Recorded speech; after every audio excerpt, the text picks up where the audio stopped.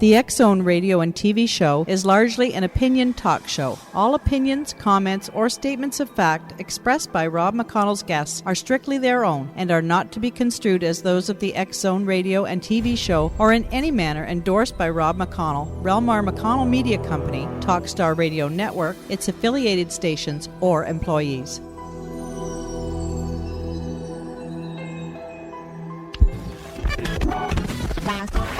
All Hit Radio.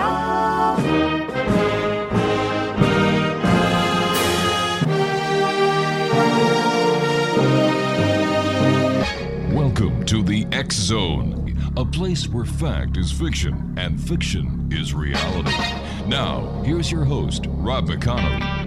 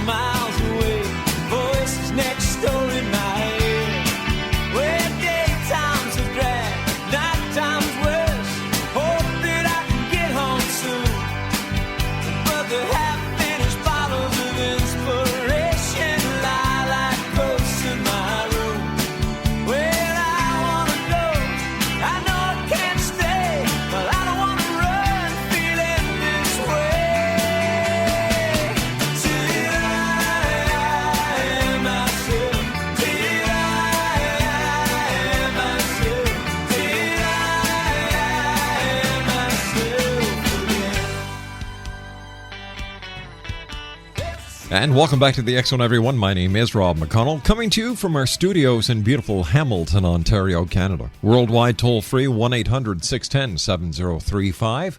My email address, xzone@xzoneradiotv.com. On MSN Messenger, xzoneradiotv@hotmail.com. And our website, www.xzoneradiotv.com. And to listen to the show live, well, not really live, but to listen to the show 24 hours a day, 7 days a week, 365 days of the year, www.xzonetv.com. X-Zone Nation, I can only say that I am thrilled and honored to have the next guest here on the X-Zone. The Honorable Paul Hellyer is my guest this hour. And the Honorable Paul Hellyer was Canada's youngest member of Parliament when he was first elected in 1949, and the youngest cabinet minister appointed to Louis Saint Laurent's government 8 years later.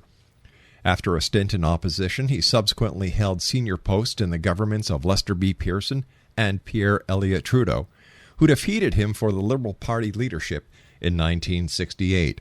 The following year, after achieving the rank of senior minister, which was later designated Deputy Prime Minister, Mr. Hellyer resigned from the Trudeau cabinet on a question of principle relating to housing. Although Mr. Hellyer is best known for the unification of the Canadian Armed Forces and for his 1968 championship of the Task Force of Housing and Urban Development, he has maintained a lifelong interest in macroeconomics. Now, this led him to form Action Canada, a populist movement dedicated to the concepts of full employment and low inflation, with an emphasis on the quality of life issues. Through the years, as a journalist and political commentator, he has continued to fight for economic reforms and has written several books on the subject. A man of many interests, Mr. Hellyer's ideas are not classroom abstractions. He was born and raised on a farm, and his business experience includes manufacturing, retailing, construction, land development, tourism, and publishing. He has also been active in community affairs, including arts and studied voice at the Royal Conservatory of Music in Toronto. His multifaceted career, in addition to a near lifetime in politics and union membership as a radio and TV commentator, gives Mr. Hellyer a rare perspective on what has gone wrong with the economy and what has to be done about it. X-Zone Nation, joining me this hour, the Honorable Paul Hellyer. And Mr. Hellyer, welcome to the X-Zone, sir. It's a pleasure indeed. I've had the pleasure of meeting the former Prime Minister, Pierre Elliott Trudeau. I've had the pleasure of meeting many members of our great country's political backbone to this great country of ours. And I'd like to thank you, sir, for the wonderful work that you did. And, it's people like you who make Canada the great nation it is. So thank you, sir. Well, thank you very much for saying so. You and I have to take a 2-minute commercial break, Mr. Hellyer. When we come back, I'd like to talk to you about the Canada that you see now compared to the Canada of, let's go back in time to the time of Lester B. Pearson and then the Canada of Pierre Elliott Trudeau. So please stand by, Exo Nation. We're very proud and honored to have with us the Honorable Paul Hellyer this hour here in the Exxon. For more information on Mr. Hellyer, visit his website, www.paulhellierweb.com. That's PaulHellierweb.com. My name's Rob McConnell, and as you all know, I am a proud Canadian. And we'll be back on the other side of this commercial break as we continue from our studios in Hamilton, Ontario, Canada. Don't go away.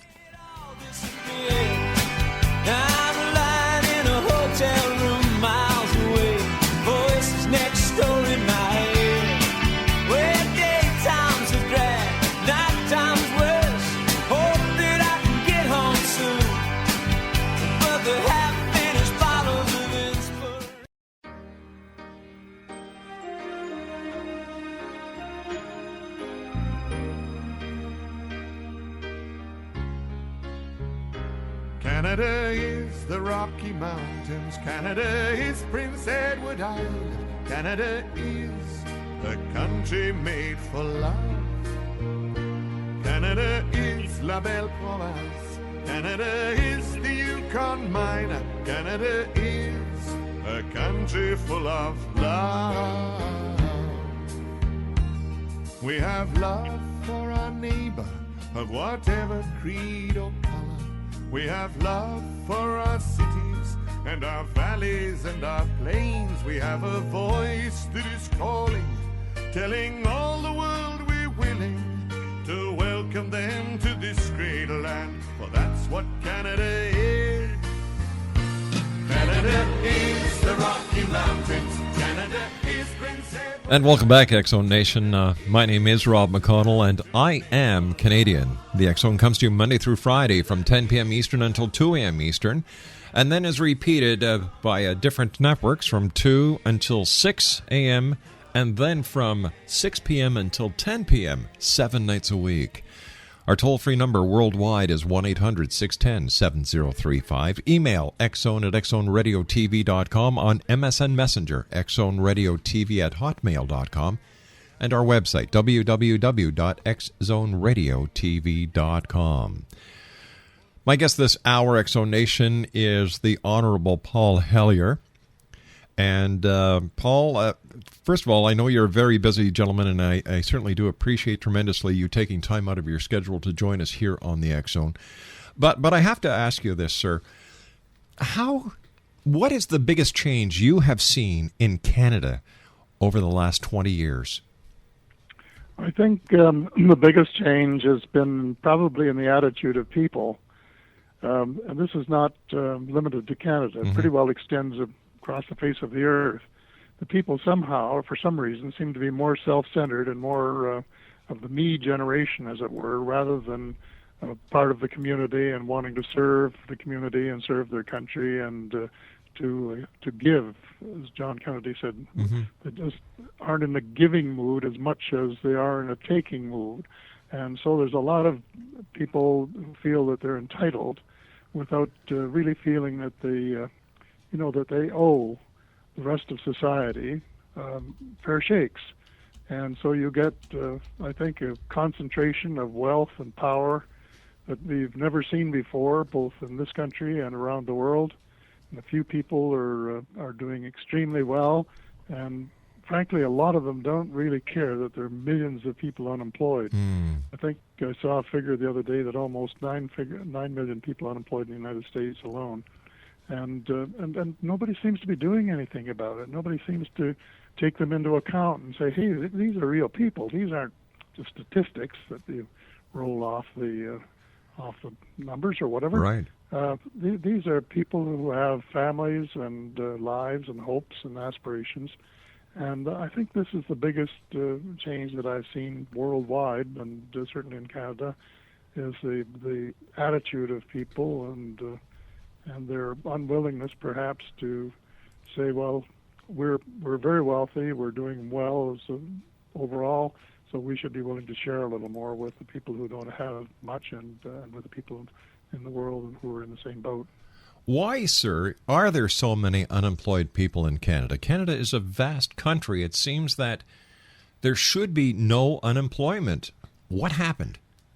What happened is that a couple of New York banks decided to beat the system the same way that they did in 1929, caused a worldwide recession, and the system, which is nothing but a house of cards anyway, is one that's very fragile, and they've managed to collapse it, and with that to reduce values worldwide, reduce purchasing power worldwide, and just slow the economy down and put people out of work en masse from one corner of the world to the next, right around the whole globe. And Canada fared a little better than some, including our neighbors to the south, but still there are far, far more people unemployed than is necessary. And this is basically, I guess, a product of a monetary system, of an international monetary system which doesn't make any sense.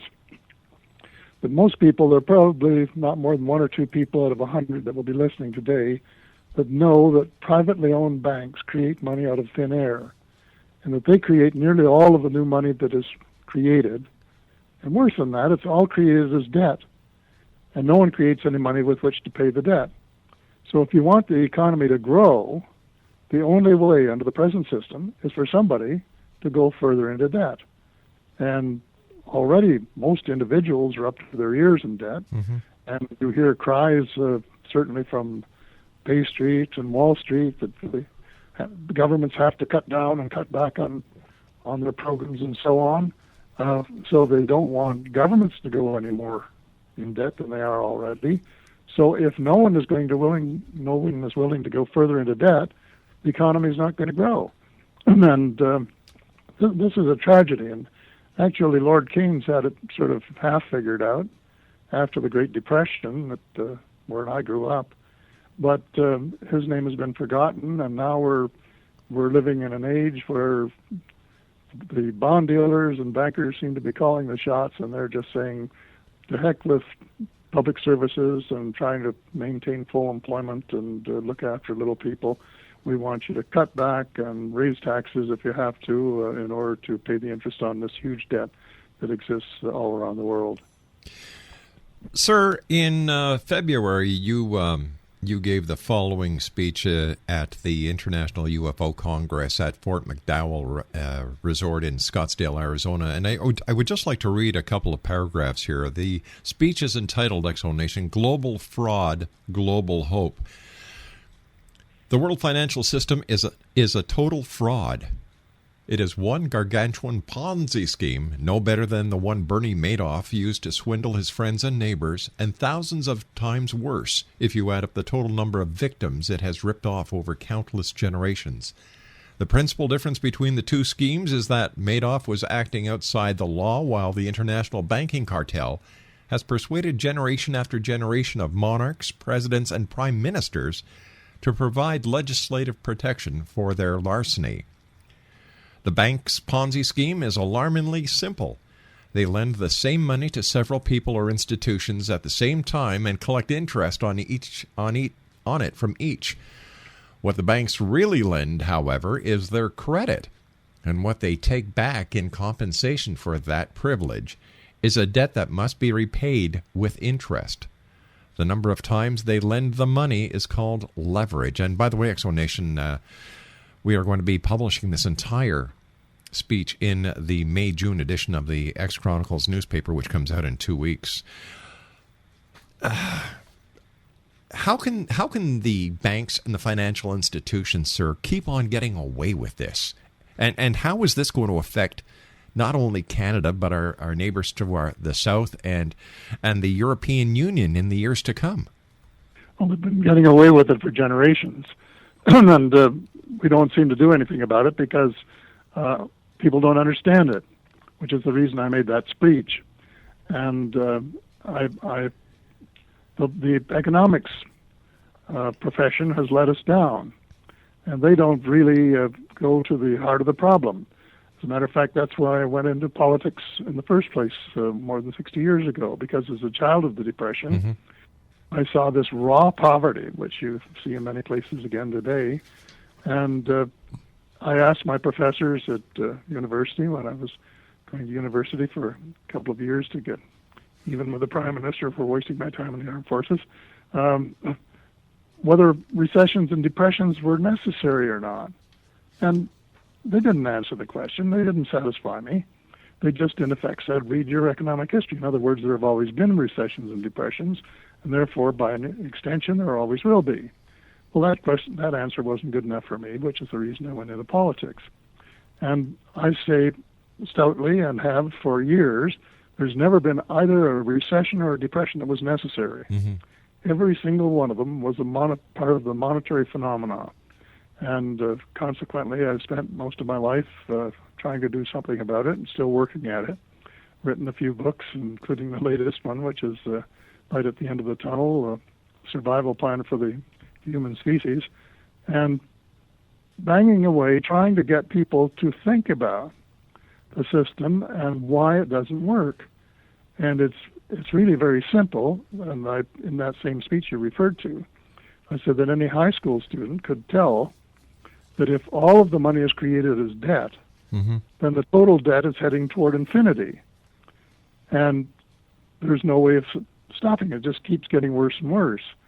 And so that's the reason you've got these problems, the United States having to increase their debt level all the time, and having all the panics in Greece and Ireland and Spain and some other places where they can't meet the payments on their debt, is because the money doesn't exist to pay.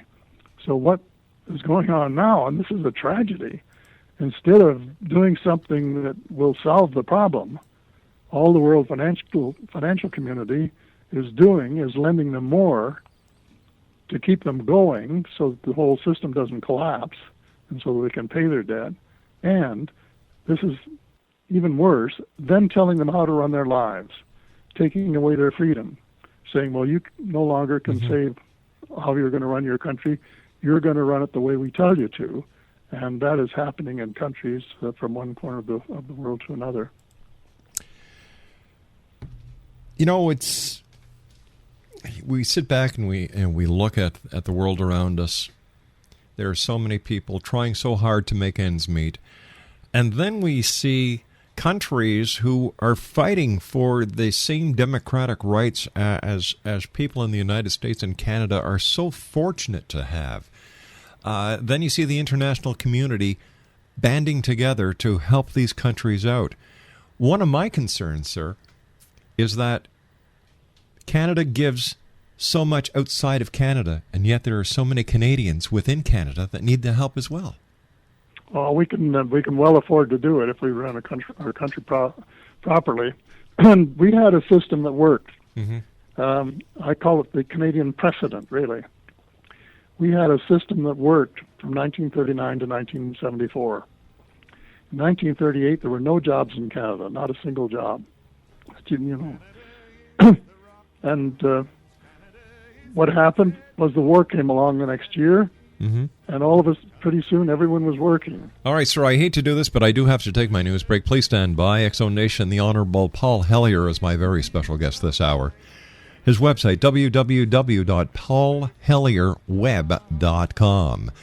And the Honorable Paul Hellyer and I will be back on the other side of this news break as the X-Zone continues from Hamilton, Ontario, Canada.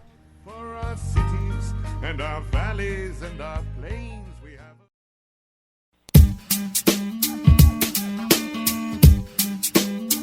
You're listening to the X-Zone Radio Show, live and around the world on the Talkstar Radio Network. X-Zone Broadcast Network, UK High Definition Radio, Euro High Definition Radio, and Star Cable. Our toll-free telephone number worldwide is 1-800-610-7035. Our email address, xzone@xzoneradiotv.com. On MSN Messenger, xzoneradiotv@hotmail.com. And our website, www.xzoneradiotv.com. I believe it's meant to be, darling. I watch you win.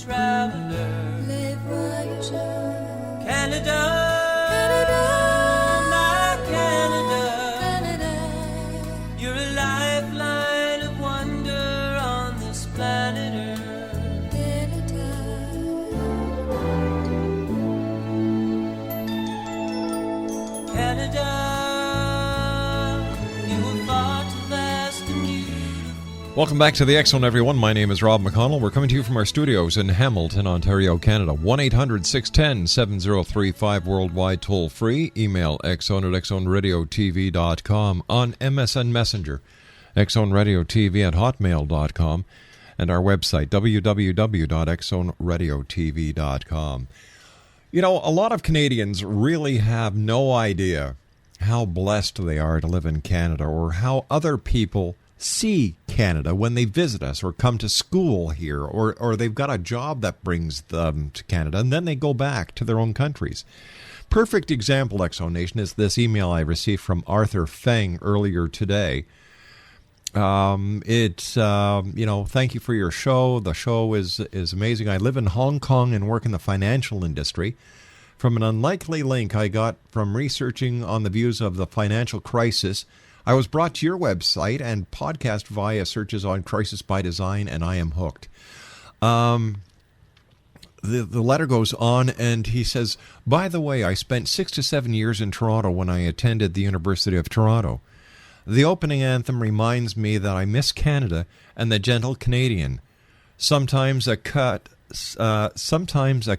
scene comes up from a memory on the first morning I walked out of the apartments to St. George Street, leading down to the University of Toronto campus. The street was empty except for one person. He walked up, smiled, and said good morning to me. I was shocked. What on earth is this place, I asked myself. Why are these people so friendly? Heaven should be like this. This is my new home, Canada. Joining me now this hour, X-Zone Nation, is the Honorable Paul Hellyer, a gentleman who is responsible for the way that Canadians are looked at around the world. And thank you very much, Mr. Hellyer, for all that you did and all the other members of Parliament in the past, and to the members of Parliament present and future, for making this great country the great country it is. And before we went to the commercial break, I was talking about how can we give so much outside of Canada when there are so many people now who need help that seem to be passed over because the international community seems to need money and care, food, housing, schools, than the people that are being passed up on our own streets. Toronto, for example, you drive down Yonge Street, you see people sleeping on the streets. And it isn't necessary. No, sir. Let me finish the point I was starting to make before the break. When the war started in 1939, pretty soon everyone was working in the armed forces, or building munitions, or building factories. Everyone was doing something until the point when unemployment got down as near zero as it's ever been. And you have to say, well, where did they get the money to do that? Well, the answer is the Bank of Canada printed it, printed it, and made it available to the Government of Canada at near zero cost. And they did that they gave them a lot of money. The government spent it into circulation to pay for all of these things that we're just talking about. And it wound up in the private banks where it became what the economists called high-powered money, which was the base on which they could extend some of their credit and provide loans to people who wanted to do things, including buying government bonds. Well, this is the system that got us out of the Great Depression, helped finance the war, and then helped finance the post-war period, including in Canada, the construction of the St. Lawrence Seaway, the Great Seaway, the Trans-Canada Highway, and the new airport terminals that we were doing, and then helped to lay the foundation for our magnificent welfare system after the war, when we really cared about people. In 1974, the Bank of Canada, without any consent or advice of the government, changed the system. And it was due to a little-known organization called the Bank of International Settlements in Zurich, Switzerland. And all the central banks took a decision to adopt the ideas of Milton Friedman and really go to an unregulated system. And it's been downhill ever since. Now, you raised the question. In 1974, there were no people sleeping on the streets in Toronto, and there were no food banks. There wasn't a single food bank in Canada. Today, I think I can't remember exactly, but around 800 of them. And there are people on the street everywhere. And this all began when the Bank of Canada stopped printing money for the government at zero interest and made the government instead go and borrow on the market at market rates the money that they needed if we had a recession and had to make up the deficit. And we're lucky in the sense that our central bank was publicly owned.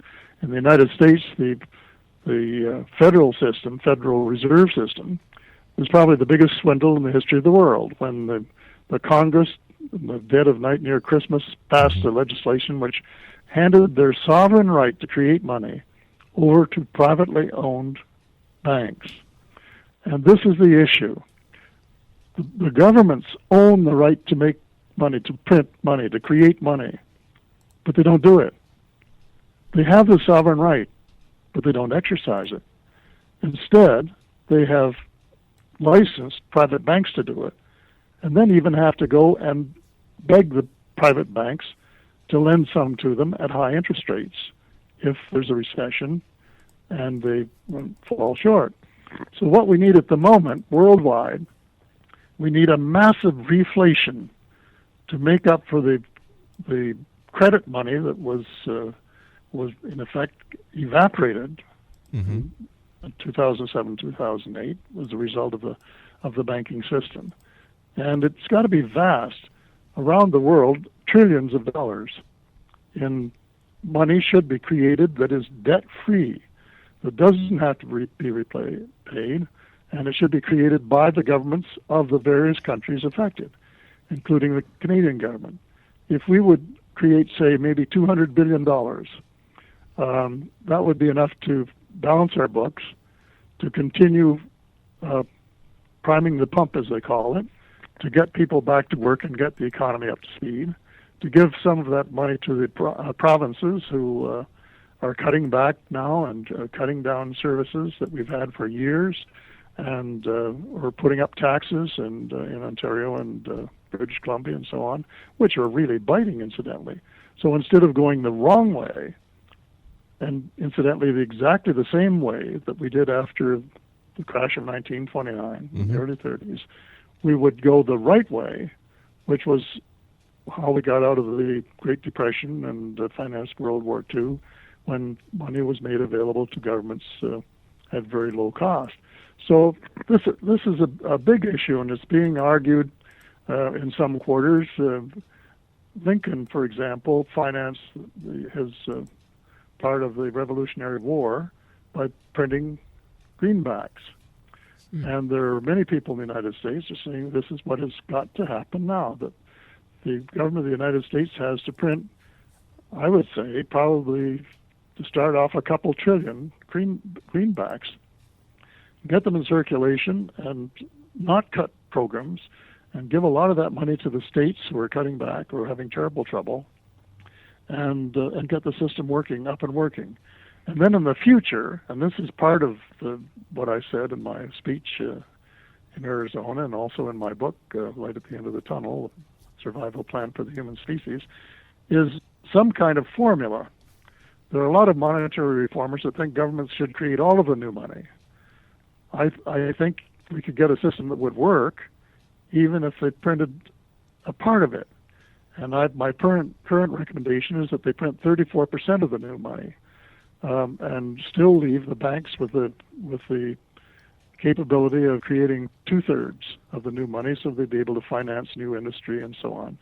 But they wouldn't have enough money for the kinds of things they do, like leverage buyouts and all these exotic derivatives that are hanging over the heads of the world system.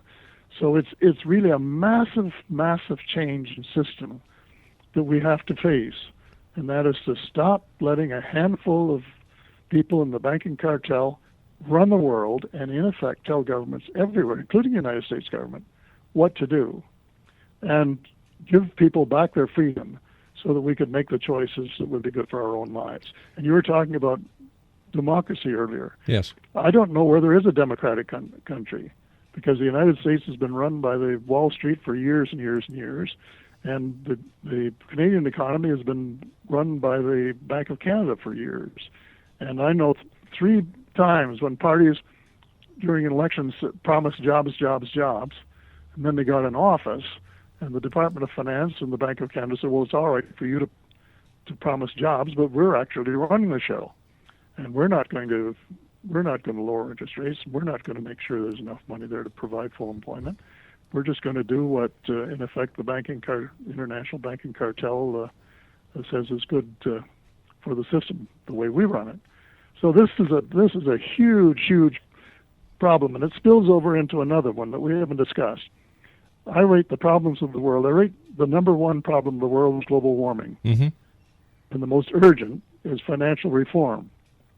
And the reason I put it in that order is because countries of the world today don't have the cash to pay for the transition from an oil economy to a clean energy economy in 10 years, which I think is about the time we've got to do it before the damage is irreversible, which is getting closer every day.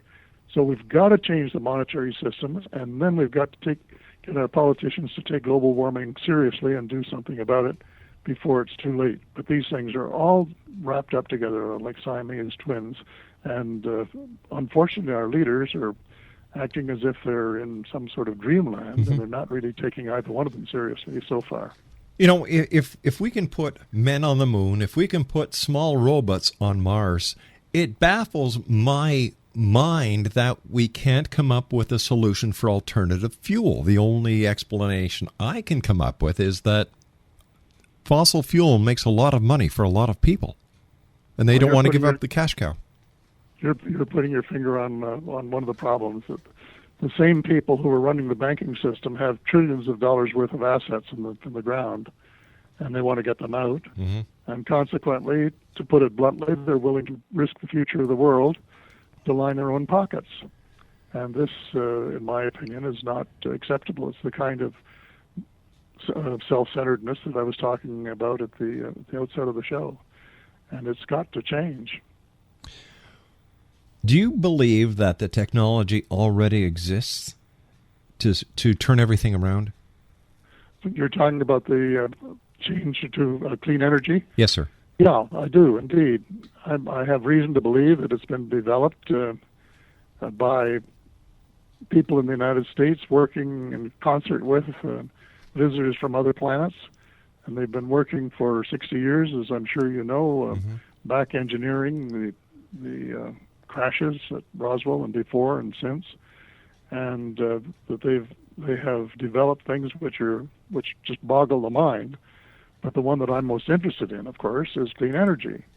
And I was told years ago that had developed both zero-point energy and cold fusion, which would make it possible to make this change in 10 years and do it in a way that would stimulate the economies rather than wreck them, which is one of the excuses they give, and save the planet in the process.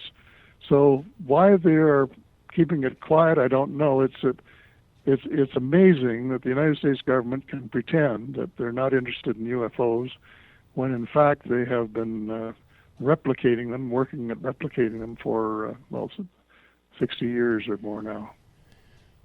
Sir, you and I have to take our final break for this hour. Please stand by. Exonation, my guest this hour, the Honorable Paul Hellyer. His website is www.paulhellyerweb.com, PaulHellyer.com.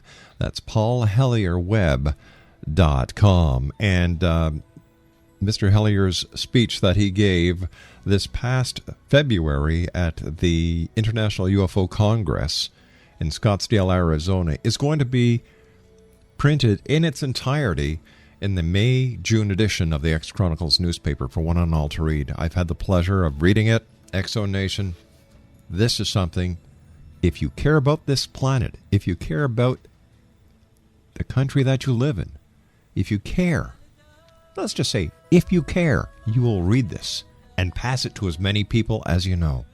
I'll be back on the other side of this break. Don't go away.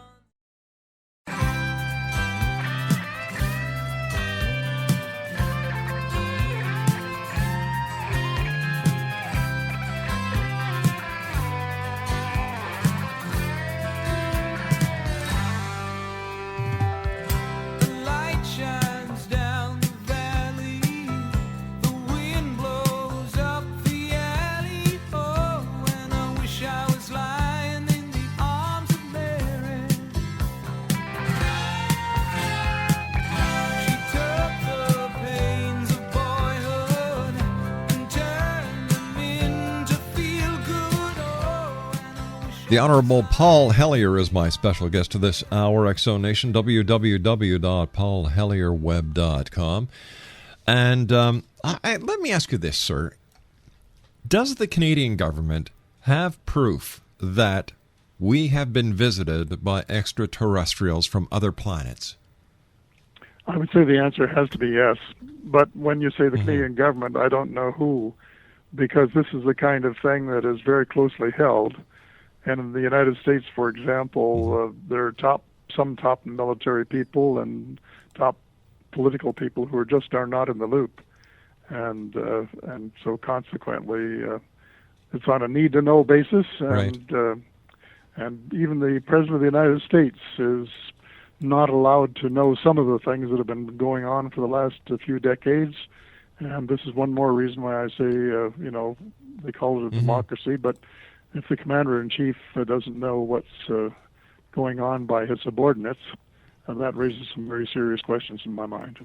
Sir, go ahead, sir. Another website that we haven't mentioned that I'd like to get on the record. Sure. That's www.victoryfortheworld, all one word, victoryfortheworld.net. And on it, not only could they download the speech that we've been talking about, but there are other books that you can get. One by Ellen Brown, for example, A Web of Debt. You read the first 100 pages of that about the history of the banking system, and it'll turn your stomach. And another one of my books is there, the one that I've been talking about, Light at the End of the Tunnel. But another one for people who are interested in economics, it's called A Miracle in Waiting, the Economics of Common Sense. And there are also 3 action plans that are posted there, one for Canada, one for the United States, and one for the world. And if you go to the action plan, it gives you a list of things that you might consider doing if you were really concerned about the future of the world. And people often say, well, what can I do? Well, we put these action plans up so that they answer that question. It tells you what you can do if you feel like doing it. And I'm not in the business of selling books, but my book, Light at the End of the Tunnel, is a good book if you really want to know what's been going on in the world in the last few decades, why we're in so much trouble, and who's pulling the strings, because there are people that pull the strings. Why it's a good book to take a look at, and it gives you a pretty comprehensive view, and quite a few American readers have said that they've learned more about their own country from the book than they knew before. Sometimes you just have to stand outside the box in order to see what's inside that box, right? Exactly. Yeah, you've got it. Mr. Hellyer, I want to thank you very much for joining us tonight, sir. It's been a great honor and pleasure talking to you. I wish you much success. Thank you for sharing your insights. Thank you for sharing your views, and I look forward to the next time you and I meet here in the X Zone, sir. Thank you for giving me the opportunity. My great pleasure. And once again, thank you for all that you've done to make this a great country. You're very kind. Thank you. X-Zone Nation, my guest this hour has been the Honorable Paul Hellyer. A couple of websites, www.paulhellierweb.com and www.victoryfortheworld.net. Don't forget, X-Zone Nation, we're going to publish in its entirety the speech that Mr. Hellyer gave at the International UFO Congress in Scottsdale, Arizona earlier this week, entitled Global Fraud, Global Hope. I'll be back on the other side of this commercial break with the news as the X-Zone continues. We're right here from our studios in Hamilton, Ontario, Canada. My name is Rob McConnell. Don't go away.